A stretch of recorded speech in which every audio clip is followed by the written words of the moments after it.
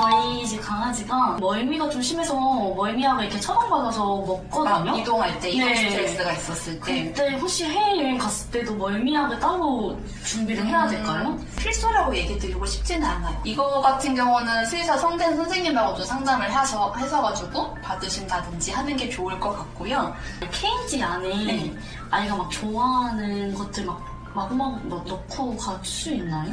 넣어주셔도 괜찮아요. 그러니까 인형이나 담요 정도는 괜찮은데 이것도 어차피 공항 가시면은 쭉 지나가잖아요. 거기 어차피 케이지를 올리셔야 돼요. 그래서 일부 담요나 그런 거는 괜찮아요. 그 항공사마다 무게가 있어. 대부분은 아마 케이지 포함해서 7kg 정도인 걸로 알고 있고요. 9kg까지 허용하는 항공사들도 있어요. 대형견이다 라고 하면 어쩔 수 없이 화물로 갈 수밖에 없거든요. 근데 그 화물 칸이 라이브 애니멀 칸이 따로 있어요. 그래서 거기서 이제 촥 케이지도 이렇게 쌓여서 갈 거고 그 안에서 가는 게 더 안전할 수도 있어요. 코가 납작한 친구들 있잖아요. 네. 체중하고 상관없이 기내로만 가야 하거든요. 왜냐면 호흡이라든지 이게 좀 불안정할 수도 있기 때문에 감염병 검사를 또 해야 한다고 하던데 그 접종만 네. 하면 끝나는 게 아니라 또 검사를 해야 하는 걸까요? 맞아요. 이게 진짜 중요한 부분 중에 하나예요. 혈액 검사를 통해서 항체가 일정 수준 이상으로 항상 유지가 돼야 하거든요. 대부분의 나라들은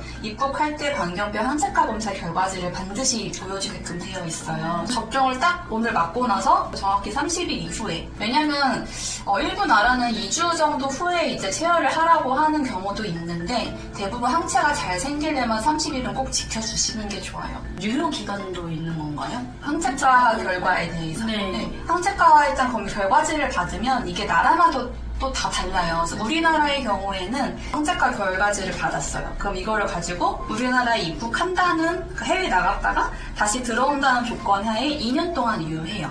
네, 근데 다른 나라에 가서는 우리나라에서 받은 결과지가 1년만 유효할 수도 있어요. 그래서 이거는 나라마다 다 다르기 때문에 미리미리 확인을 하시는 게 아무래도 좋고 우리나라 검역이라든지 이런 그 실험실 자체가 되게 해외에서 많이 인정을 받는 기관 중에 하나라서 대부분은 2년으로 같이 사용을 하실 수 있어요. 만약에 항체가 안 생길 수도 있거든요. 맞아요. 그것도 좀 어떻게 되는 걸까요? 안 생기게 이거는 되면. 안 생긴다는 게 사실 기준이라든지 그걸 알 수가 없어요, 우리가. 그럴 때는 진짜 어쩔 수 없이 한 번 더 추가 접종을 하고 또 한 달을 기다렸다가 다시 검사를 해야 돼요. 반려동물의 해에 가능한 연령이 있나요?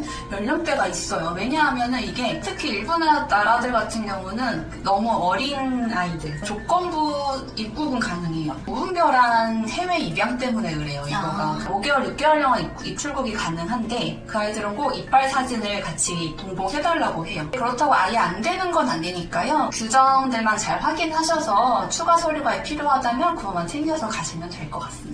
그러면 마리수 제한도 있을까요? 마리수 제한도 있어요. 미국 같은 경우는 한 사람 이름으로 3마리까지도 가능해요. 중국이라든지 이런 나라는 한 사람당 무조건 1마리. 만약에 뭐 이렇게 가족이 가는데 그 강아지 2마리를 데려가야 된다 하면은 마이크로칩에 대한 그 등록을 엄마랑 이제 강아지 하나, 아빠랑 강아지 하나 이렇게 진행을 하셔야 되고 나라마다 정말 많이 다르기 때문에 이건 미리 저희가 확인을 해드리니까요. 마리수가 제한이 있을 수도 있다는 거 그것만 알고 계시면 될 것 같아요.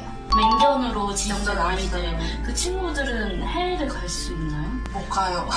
아예 그 갈 입마개도 수가 안 없어요. 되고 입마개도 안 되고 왜냐면 걔네들 그 성격, 종 특성상 워낙 사납기도 하고 막 아이들 막 울끈불끈 하잖아요. 공항에 왔었을 때 사람들이 다칠 수 있기 때문에 어느 나라든 저는 입국을 허가하는 나라는 본 적이 없는 것 같아요. 완전 피플테리어는 또 아니고 또 어떤 아이가 믹스하고 된 친구들도 아예 허가가 아마 안 될 거예요. 해외에 그 큰 애들 믹스 브리드 사이트가 있어요. 거기 보면은 진짜 온갖 믹스 아이들 리스트가 있는데 거기에 있는 리스팅에도 보면은 피플이나 도고 이렇게 큰 아이들 관련된 아이들은 아예 그냥 그 건너는 것 자체가 불가하다고 나와 있어요. 일부 나라에서는 그 고양이들도 조금 제한을 하고 있어요. 태국이라든지 동남아에서는 뭐 사바나켓이라든지 이런 아이들은 그 자국에 있는 고양이들의 감염이나 이런 걸 막기 위해서라도 일종의 다른 종들은 입국을 금지하는 나라도 있습니다.